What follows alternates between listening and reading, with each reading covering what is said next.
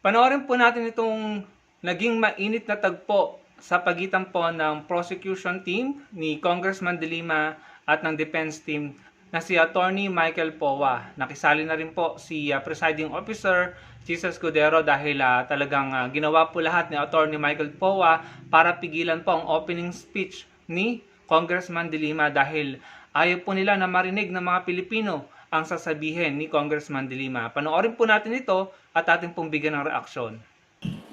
Mga kababayan, magandang umaga po. Sa ating pagbabudget para sa pamilya, dahil hindi naman unli ang pera, masinop ang ating paggasta sa talagang kailangan at kapakipakinabang natin nilalaan. Ganyan din dapat sa pondo ng bayan. Sa yugtong ito ng paglilitis, pag-uusapan natin ang confidential funds.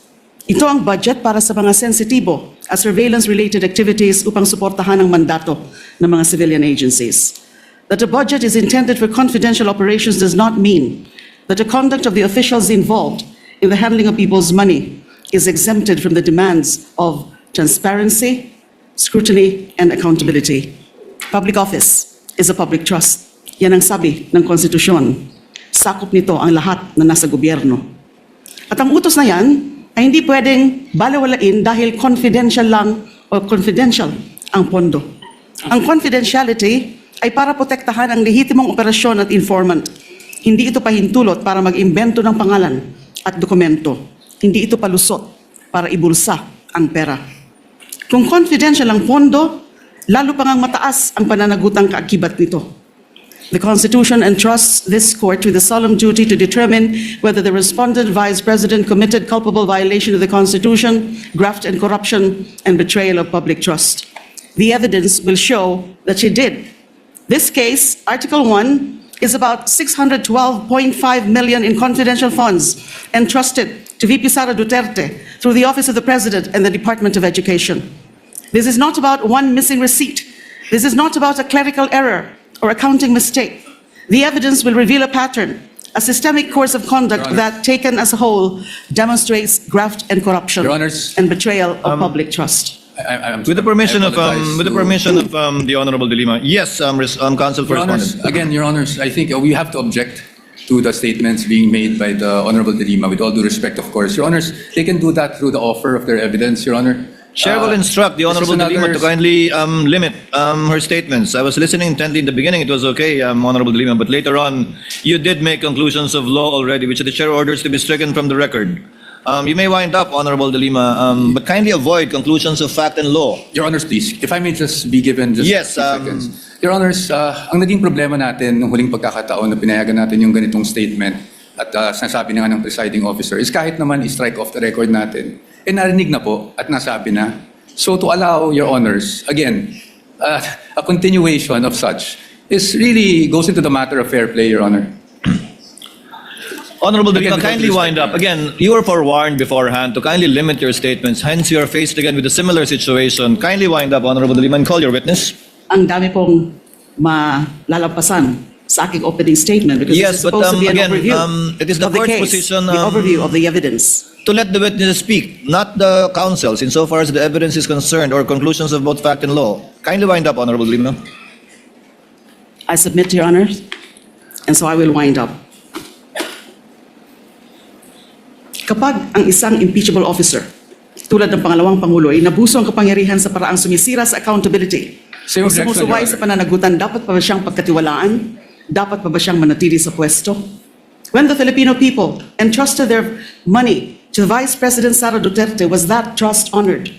That question will not be answered by politics, by general denials, by press releases. It will be answered by the witnesses, by the documents, by audit, and by the evidence, and the prosecution is ready to present it.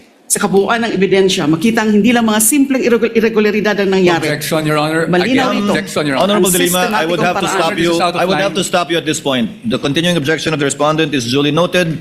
I would have to stop you at this point. And I have to My stop due now. apologies, but kindly call your witness already. Thank you, Your Honors. I submit. Thank you very much. Okay, ayan, napanood nyo po mga kababayan. Kung ako po ang tatanungin nyo, mga kababayan, dapat po i-abolish yung rule na yon na pinipigilan po na magbigay ng malayang pahayag or opening speech ang bawat kampo.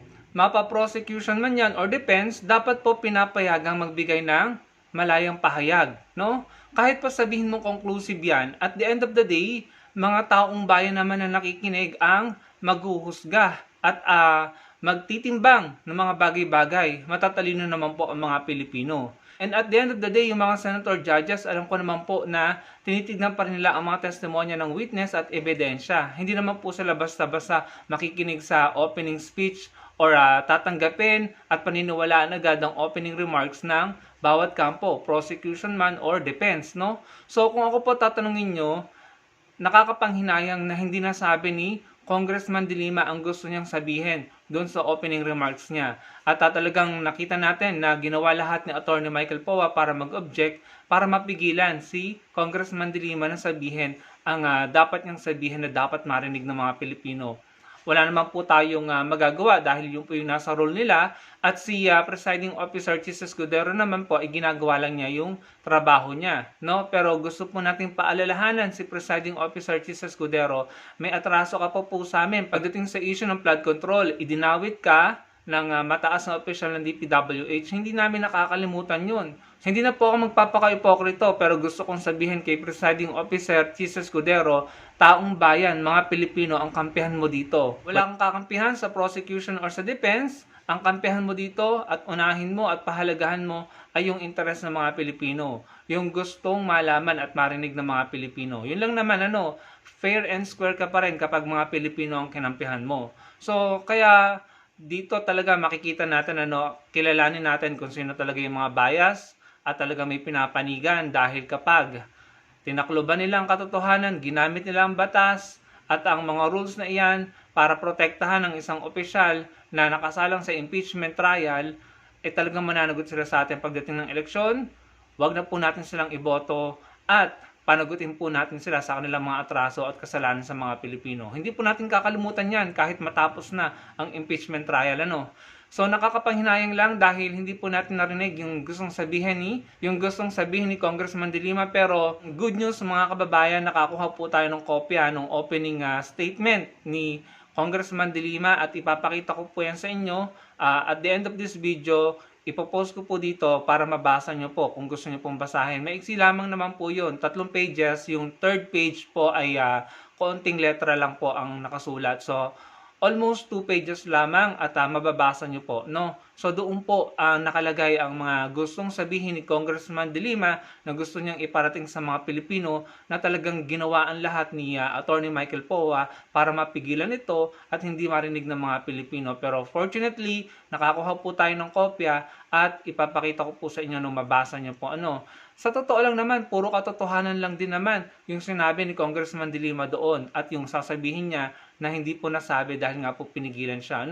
Puro katotohanan. So kung tutuusin, kung ako po talaga masusunod, i-abolish na yung rule na yon na pinipigilan ng defense or prosecution na magkaroon ng malayang opening remarks kasi nga may mga nililimit sila na kapag conclusive na or may ganito, ganyan, ay hindi na pwedeng sabihin. Pero eto po, ipapakita ko po sa inyo para mabasa nyo at the end of this video. So yun lang naman, ang sa akin lang, pinakita po ng event na iyan, yung mainit na banggaang iyan ni Atty. Michael Powa at ni Congressman De Lima, pinakita po ng event na iyan, ng pangyayaring iyan ni Congressman De Lima na meron dapat marinig ang mga Pilipino at pinakita rin naman ni Atty. Michael Powa na pipigilan niya yung gustong iparating ni Congressman De Lima.